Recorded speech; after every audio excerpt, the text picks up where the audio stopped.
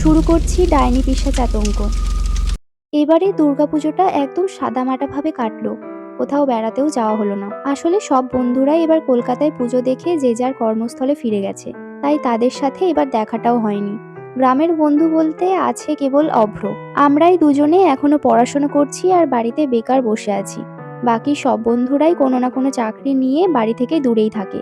তাই আমরা দুজনে মিলে কয়েকটা গ্রাম ঘুরে কয়েকটা মণ্ডপ দেখে এসেছি শুধু। তাতেও সেই প্রতি বছরের মজাটা হয়নি।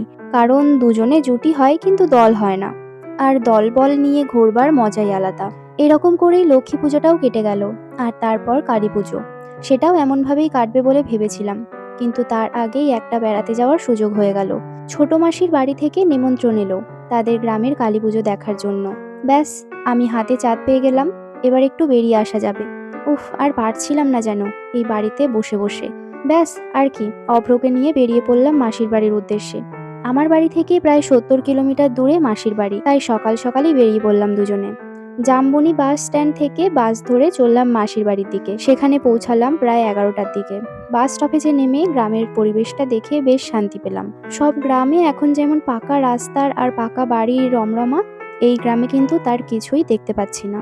এই গ্রামের নাম কাজলি। অত্যন্ত সাদামাটা গ্রাম, আর তাতে বেশিরভাগ মধ্যবিত্ত পরিবারেরই বাস। বাস স্টপেজ থেকে কিছুটা গিয়ে মেঠো পথ ধরে বাকিটা যেতে হয়। আমরা দুজনেই সেই পথ ধরে হেঁটে গ্রামে ঢুকলাম। গ্রামে ঢুকেই বেশ বোঝা গেল কালী পুজোর খুব তোড়জোড় চলছে। গ্রামের রাস্তার ধারে ধারে অনেক ছোটখাটো মন্দির, তবে কালী মন্দিরটা গ্রামের ভেতর দিকে আরো। আমরা আরো ৩-৪ মিনিট হেঁটে পৌঁছে গেলাম মাসির বাড়ির সামনে। বাড়ি ঢুকে বসতেই দুজনকে শরবত আর জলখাবার দিয়ে গেল বাড়ির কাজের লোক।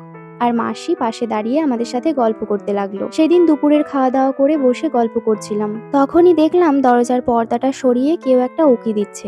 তার চোখে চোখ পড়তেই সে ছুটে পালালো। তারপরেই মাসি ঘরে ঢুকে বলল, ও আমার ননদের মেয়ে তিতাস, আমাদের বাড়িতেই থাকে। বড় হয়েছে, তবু দুষ্টুমি কমেনি, খুব চঞ্চল। আমি ওকে বলে দেব তোমাদের যেন বিকেলে একটু গ্রামে ঘুরিয়ে আনে। বিকেল হলো, আমরা উঠে ফ্রেশ হয়ে বাইরে এলাম। দেখলাম মাসি তিতাসকে নিয়ে এলো। বছর ৮-৯ বয়স হবে মেয়েটার। মাসির পেছন পেছন লাফিয়ে লাফিয়ে নাচার ভঙ্গিতে আসছিল। আমাদের দেখেই লজ্জা পেয়ে হাত দুটোকে পেছনে করে সামনে এসে দাঁড়ালো। মাসি বলল, যা তিতাস, ওদের গ্রামটা একটু ঘুরিয়ে নিয়ে আয়। এই বলে তিনজন বেরিয়ে পড়লাম। তিতাস একটু আমতা আমতা করছিল প্রথমে, কিন্তু দেখলাম একটু পরেই স্বাভাবিকভাবেই আমাদের সাথে কথা বলতে লাগলো, যেন আমরা ওর পূর্ব পরিচিত। গ্রামের রাস্তা দিয়ে ঘুরতে ঘুরতে একটা জিনিস বারবার চোখে পড়ছিল। এবার না থাকতে পেরে তিতাসকে জিজ্ঞাসা করলাম, আচ্ছা তিতাস, সব বাড়ির দেওয়ালে দেওয়ালে এসব কিসের চিহ্ন? তিতাস বলল, ওমা, কালী পুজোর খড়গ আঁকা রয়েছে, যাতে ডাইনি বুড়ি বাড়িতে না ঢুকতে পারে। অভ্র বলল, এখনো এখানকার মানুষ ডাইনিতে বিশ্বাস করে নাকি? তিতাস বলল, হ্যাঁ, আমাদের গ্রামে ডাইনি আছে তো, আর সেই জন্যই সবার বাড়ির দেওয়ালে মা কালীর খড়গ এঁকে রেখেছে। আমি বললাম, ছাড় ওসব কথা, চল অন্য দিকটা ঘুরে আসি। ঘুরতে ঘুরতে যখন সন্ধে গড়িয়ে এসেছে, তখন আমি বললাম, চল বাজার থেকে কিছু খাবার কিনে নিয়ে যাই। তিতাস বলল, সন্ধেবেলা বাধাঘাটের ওই পাশ দিয়ে যেতে নেই, জায়গাটা ভালো না। আমি আর অভ্র মিলে কোনো মতে ওকে রাজি করলাম। বাধাঘাটের পাশটা বেশ অন্ধকার, চারিদিকটায় গাছপালায় ঘেরা, মাঝে একটু বিশাল পুকুর। পুকুরের জল একদম স্থির, যেন গোটা একটা কালো কাঁচ পড়ে রয়েছে বিরাট জায়গাটা জুড়ে। একটা অস্বাভাবিক নিস্তব্ধতা বিরাজ করছে সর্বত্র। নিজেরাই নিজেদের পায়ের আওয়াজে থেকে থেকে চমকে উঠছি। চলতে চলতে অভ্র একবার থমকে দাঁড়িয়ে পুকুরের ঈশান কোণ বরাবর একটা বড় শিরীষ গাছের দিকে তাকিয়ে বলল, দেখ, ওইদিকে কে যেন একটা বসে আছে না? আর একটা আওয়াজ শুনতে পাচ্ছিস? আমি কান পেতে শুনলাম, ও ঠিকই বলছে।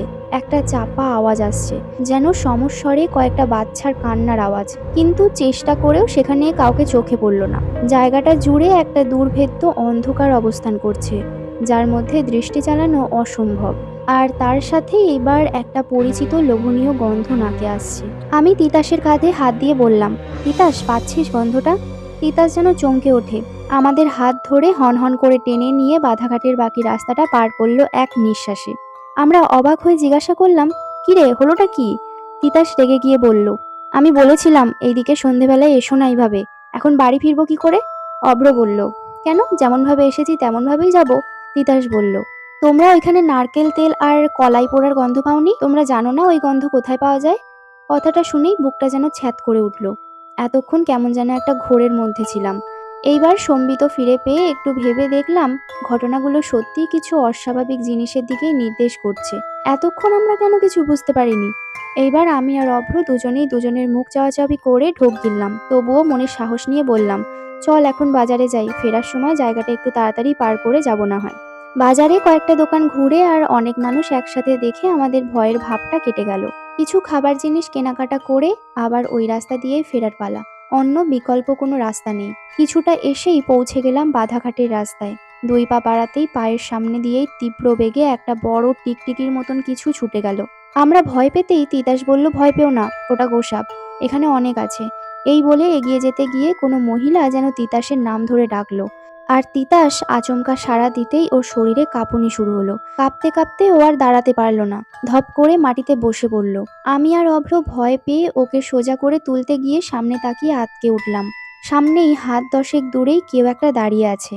গাছের পাতার ফাঁক দিয়ে আসা হালকা জ্যোৎস্নায় দেখলাম এক মহিলা কালো কাপড় পরে আমাদের দিকে মুখ করে দাঁড়িয়ে দাঁড়িয়ে অস্বাভাবিকভাবে দুলছে আর কেমন একটা বিড়বিড় করে আওয়াজ করছে।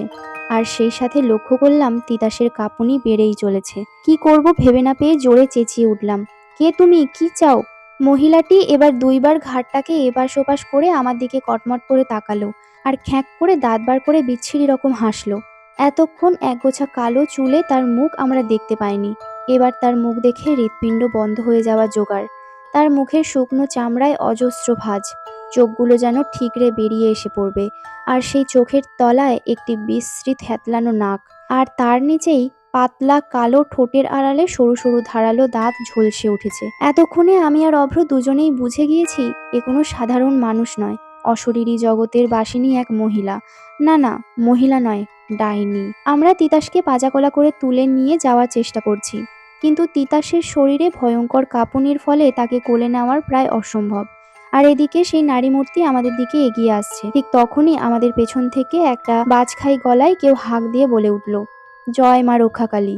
পেছনে ফিরে দেখলাম পরনে লাল ধুতি আর গেরুয়া রঙের ফতুয়া আর হাতে একটি লাঠি নিয়ে আমাদের পেছনে এসে দাঁড়িয়েছেন এক ব্যক্তি। তাকে দেখে সামনের সেই ভয়াল দর্শন মহিলা এবার যেন হিংস্র হয়ে গর্জন করে উঠল। এবার এই ব্যক্তি আমাদের সামনে এসে দাঁড়িয়ে হাতের লাঠি মাটিতে ঠুকে বললেন, খবরদার, এক পাও এগোবে না, একটুও এগোলে টুটি ছিঁড়ে নেব। কিন্তু সব বারণ অগ্রাহ্য করে ডাইনিটা সবেমাত্র এক পা তুলেছে, তার সঙ্গে সঙ্গে সেই ব্যক্তি হাতের লাঠিটা শক্ত করে বাগিয়ে বন বন করে ঘোরাতে লাগলেন। এত জোরে লাঠি ঘোরাতে আমি আগে কাউকে দেখিনি। সেই লাঠির সামনে দাঁড়াতেও বুকের পাটা লাগে। এবার আরও এক আশ্চর্য জিনিস দেখলাম, সেই ব্যক্তি এবার এক হাতে লাঠি ঘোরাতে ঘোরাতে বাম হাতে একটি রুদ্রাক্ষের মালা নিয়ে জপ করতে লাগলেন। আর দেখতে দেখতে এবার লাঠির প্রান্ত দিয়ে একটা নীল আগুনের স্ফুলিঙ্গ বেরিয়ে আসতে লাগলো। সেই লাঠি মাথার ওপর বনবন করে ঘুরিয়ে মহাদেব নৃত্যের তালে সামনে এগিয়ে গিয়ে সেই ডাইনির কোমরে প্রচণ্ড প্রহার করলেন তিনি। আর চারিদিক নীল আলোয় ভরে উঠল। সাথে সাথে একটা প্রচণ্ড অশরীরী পাশবিক আর্তনাদ করে ডাইনিটা ছিটকে পড়ল পুকুরের দিকে। এবার তিতাসকে কাঁধে তুলে নিয়ে কালু আয় বলে ডাক দিয়ে ছুটতে লাগলেন তিনি। আমরাও তারই পেছন ধরলাম। কিন্তু কালু, কে কালু? পেছনে তাকাতেই সব রহস্যের সমাধান হয়ে গেল। একটি বলিষ্ঠ চেহারার কালো মিশমিশে কুকুর আমাদের সাথেই ছুটে এগিয়ে আসছে। সবাই ছুটতে ছুটতে পৌঁছালাম মাসি বাড়িতে। আমাদের এমনভাবে আসতে দেখে বাড়ি থেকে সবাই বেরিয়ে এলো। তিতাসকে উঠানে নামিয়ে দিয়ে সেই ব্যক্তি আমার মাসিকে উদ্দেশ্য করে বললেন, দিদি, তামাল ঘাটিতে একটু জল নিয়ে আয় তো। মাসিও শোনামাত্র ছুটে জল নিয়ে তার হাতে দিল। দেখলাম ডান হাতে একটু জল নিয়ে তার গলার কবচটা ডুবিয়ে জলটা তিতাসের মুখে দিতেই তিতাসের কাঁপুনি বন্ধ হয়ে গেল এবং মাটিতে লুটিয়ে পড়ল। সবাই ওকে তুলে ঘরে নিয়ে গেল। রাতে খেতে বসে আলাপ হলো সেই ব্যক্তির সাথে। তবে সেটাকে আলাপ বলা চলে না, কারণ মানুষটি আমার পূর্ব পরিচিত ও অত্যন্ত কাছের মানুষ, আমার বিশু মামা, অর্থাৎ বিশ্বেশ্বর মুখার্জি। দীর্ঘ ১০ বছর বাড়ি ছাড়া হয়ে এদিক ওদিক ঘুরে এই ১ সপ্তাহ হলো এখানে ফিরেছে মামা। এতদিন না দেখে মামাকে আমি চিনতেই পারিনি। এখন তার আর সেই রোগা চেহারা নেই। এখন তার শরীর পেশিবহুল, আর ছাতি আর গাল ভর্তি কালো কুচকুচে দাড়ি আর পাকানো গোঁফে সে এখন ভারী চেহারার পুরুষ। গলায় তার অজস্র রুদ্রাক্ষের মালা, আর গায়ে আরো কত নাম না জানা পাথরের কবচ। এখানে আসার আগের দিনই মামা এসেছে এখানে, আর আজ বাজার থেকে ফেরার পথেই এসব কাণ্ড। বাইরে চেয়ার নিয়ে বসে আমরা ৩ জন মিলে গল্প করছিলাম, আর মামার পাশে চুপ করে বসেছিল কালু। মামাকে জিজ্ঞাসা করলাম, মামা, ওটা কি ডাইনি? মামা বলল, তার থেকেও ভয়ঙ্কর কিছু, ওটা কোনো ডাকিনীর মন্ত্রসিদ্ধ প্রেত। মামার গম্ভীর ধরা ধরা গলায় শব্দটা শুনে গাটা ছমছম করে উঠল। মামা আরও বলল, দীর্ঘ 17 বৎসর ধরে এই প্রেতের প্রকোপ এই গ্রামের ওপর। প্রতিবারই ভূত চতুর্দশীর দিন কারো না কারো প্রাণ নিয়ে ছাড়ে এই প্রেত। সবটাই দিদির মুখেই শুনেছি, কিন্তু একটা প্রেত এতদিন একই জায়গায় বাস করে না। মানুষের মতন তারও বাঁচার রসদ প্রয়োজন হয়। সারা বৎসর একটা প্রাণ নিয়ে সে ক্ষান্ত থাকতে পারে না কিছুতেই। এখানে নিশ্চয়ই এমন কিছু আছে যেটা আমার চোখ এড়িয়ে যাচ্ছে, আর এই প্রেত তার রসদেই বাঁচছে। সেই রাতে আর বেশি কিছু কথা হলো না, সবাই শুয়ে পড়লাম। তবে মনে মনে একটা কথা ঘুরপাক খাচ্ছিল, কাল ভূত চতুর্দশী। পরের দিন সকালে উঠতে একটু দেরি হলো। ফ্রেশ হয়ে বেরিয়ে এসে দেখি তিতাস বসে রয়েছে উঠানে আর কালুকে নিয়ে খেলছে। ওকে দেখে আমি আর অভ্র এগিয়ে গেলাম। জিজ্ঞাসা করলাম, কেমন আছিস? ও কালুর সাথে খেলতে খেলতেই বলল, ভালো আছি। তোমরা খাওয়া দাওয়া করে নাও এবার। আমরাও গিয়ে বিশু মামার সাথে খেতে বসলাম। বিকেলে বিশু মামার সাথে বেরোলাম কালী মায়ের মন্দিরের উদ্দেশ্যে। তিতাসের এখন বাড়ি থেকে বেরোনো বারণ। মামা বাড়ির চারপাশে একটা রক্ষাগণ্ডি কেটে দিয়ে বেরিয়ে এলো আমাদের সাথে। কালু আমাদের পেছনে পেছনেই আসছে। বেশ শান্ত কুকুর। মামার কথার একটুও নড়চড় করে না। বসতে বললে বসে, খেতে বললে খায়। মামা বারণ করলে সামনে তার হাজার খাবার রাখলেও সে একটুও ছোবে না। মামার সাথে যেন ওর নারীর বন্ধন। বলার আগেই সব বুঝে যায়। কালুকে আমাদের দুজনেরই খুব ভালো লাগে। সবাই মিলে হাঁটতে হাঁটতে মন্দিরের সামনে এলাম। মায়ের বিগ্রহের দিকে তাকিয়ে মাথা ঠেকিয়ে প্রণাম করে নিলাম। তারপর সামনে বসেই গল্প করতে লাগলাম তিনজন মিলে।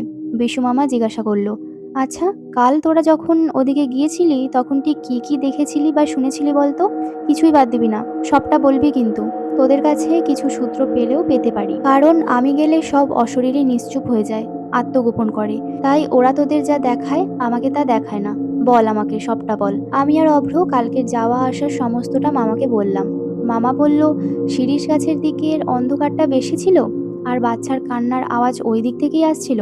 তোরা একদম ভেবে বলছিস তো? আমরা দুজনেই বললাম, একদম ঠিকই বলছি। মামা এবার উঠে পড়ল। মা কালীর দিকে তাকিয়ে প্রণাম করে বাড়ির দিকে এগোতে লাগলো। আমরাও উঠে মামার পিছু পিছু হাঁটতে হাঁটতে বললাম, কি হলো মামা, উঠে পড়লে যে?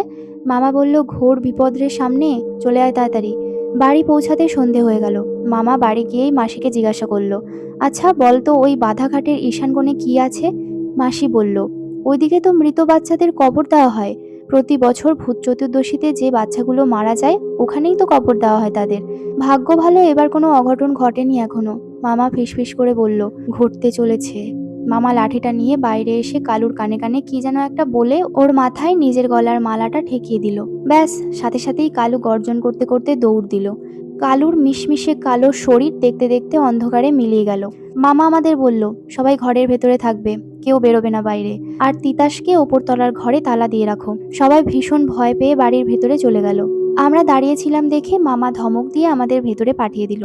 আমরা গিয়ে দাঁড়ালাম ওপরতলার বারান্দায়। তিতাসকে সামনের ঘরে তালা দিয়ে রেখেছি। ওর কান্নার আওয়াজ আসছে ভেতর থেকে, কিন্তু উপায় নেই, মামার কড়া নির্দেশ, ওকে বাইরে আনা যাবে না।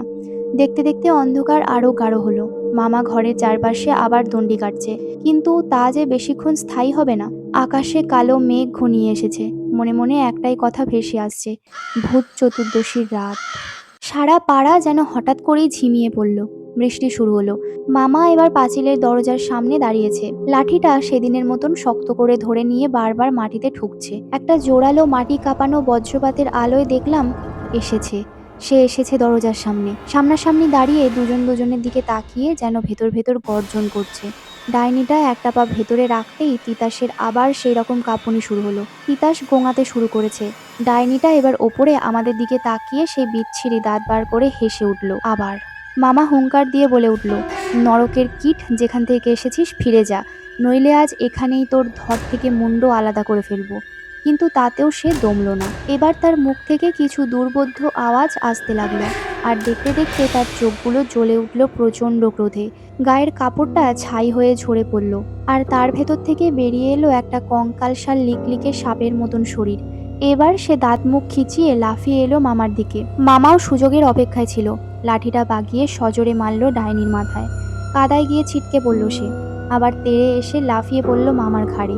মামা এবার টাল সামলাতে না পেরে পেছন দিকে উল্টে পড়ল, আর সুযোগ বুঝেই মামার লাঠিটা দিয়ে মামার গলা চেপে ধরল সে। বিশু মামা রুদ্রাক্ষের মালাটা হাতে জড়িয়ে কোনো মতে ডাইনিটার গায়ে ছুঁয়ে দিতেই সে ছিটকে পড়ল। এবার মামা উঠে দাঁড়িয়ে সজোরে ডাক দিল কালুর নাম ধরে। আর কোথা থেকে যেন ঝড়ের বেগে কালু গর্জন করতে করতে ছুটে এলো। তার মুখে একটা ছোট আকারের মরার মাথা, মনে হলো কোনো শিশুর কঙ্কাল থেকে মটকে নেওয়া মাথা। সেটা দেখেই ডাইনিটা এবার চিৎকার করে উঠল। ততক্ষণে কালু সেই কঙ্কালের মাথাটা নিয়ে মামার পেছনে এসে দাঁড়িয়েছে। মামা লাঠি ঘুরিয়ে আগলে রেখেছে সেই ডাইনিটাকে কোনো মতে, কিন্তু সে আজ অনেক বেশি শক্তিশালী। আর ওপরতলায় তিতাস যেন পাগলের মতন হয়ে উঠেছে, বারবার দরজা ধাক্কা দিয়ে সে যেন দরজা ভেঙে ফেলতে চাইছে। এবার আরেকটা বজ্রপাতের সাথে সাথেই মাটির বাড়ির নড়বড়ে দরজাটা ভেঙে বেরিয়ে এলো তিতাস। এইটুকু মেয়ের এরকম ভয়ঙ্কর চেহারা আগে কোনো দিন দেখিনি। তাকে ধরার আগেই সে বারান্দা থেকে লাফ দিয়ে পড়ল নিচে। দেখলাম তিতাসের শরীর থেকে আশ্চর্য এক জ্যোতি বেরিয়ে আসছে।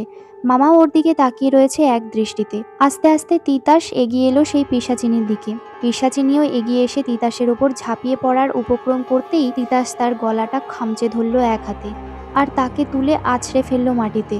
দেখে মনে হলো তিতাসের শরীরে যেন অসুর ভর করেছে। তার বজ্রমুখী থেকে সেই পিশাচিনীও ছাড়া পেতে অক্ষম। এবার বিশু মামা কালুর মুখ থেকে সেই মুন্ডটা নিয়ে জয় মা কালী বলে লাঠির এক ঘায়ে ভেঙে চূর্ণ বিচূর্ণ করে দিল সেটাকে। আর সাথে সাথেই সেই অশরীরী মূর্তি প্রবল আর্তনাদ করে নীল শাখায় জ্বলে উঠল, আর তিতাস লুটিয়ে পড়ল মাটিতে। কালু ছুটে গেল তিতাসের কাছে।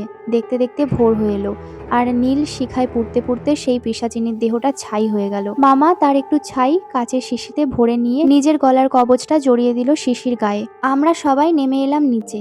মাসি ছুটে এসে তিতাসকে কোলে তুলে নিল। ততক্ষণে ভোরের আলো ফুটে উঠেছে, বৃষ্টিও কমে এসেছে, আর চারপাশ ফুল আর ধূপের গন্ধে মোমো করছে। মামা এগিয়ে এসে তিতাসের পায়ে মাথা ঠুকলো। সকালবেলায় মামার কাছে বসে সব কথা শুনলাম। ওই শিরিষ গাছের তলায় প্রতি বছর ভূত চতুর্দশীতে ওই পিশাচিনীর প্রকোপে মারা যাওয়া শিশুদের কবর দেওয়া হতো, কারণ শিশুদের পোড়ানো আমাদের বিধান নয়। আর ওই পিশাচিনী সেই মরা জাগাতেও ডাকিনী বিদ্যার বলে। ওই মরা জাগানো শিশু শরীরগুলোই ছিল তার বাঁচার রসদ। এই জন্যই সে এত শক্তিশালী হয়ে উঠেছে এত সময় ধরে। কোনো প্রাপ্তবয়স্ককে নিজের শিকার কোনোদিন বানায়নি সে, কারণ তার শরীর পোড়ানো হতো, কিন্তু শিশুদের শরীর কবর দেওয়া হয়। ফলে সে কবর থেকে তুলে প্রেতবিদ্যায় আবার মরা জাগাতো। আর এইবার ওর ভূত চতুর্দশীর শিকার ছিল তিতাস। কিন্তু আমার সামান্য প্রচেষ্টায় ও শেষ মুহূর্তে মায়ের আবির্ভাবে ওই পিশাচিনীর নাশ হলো।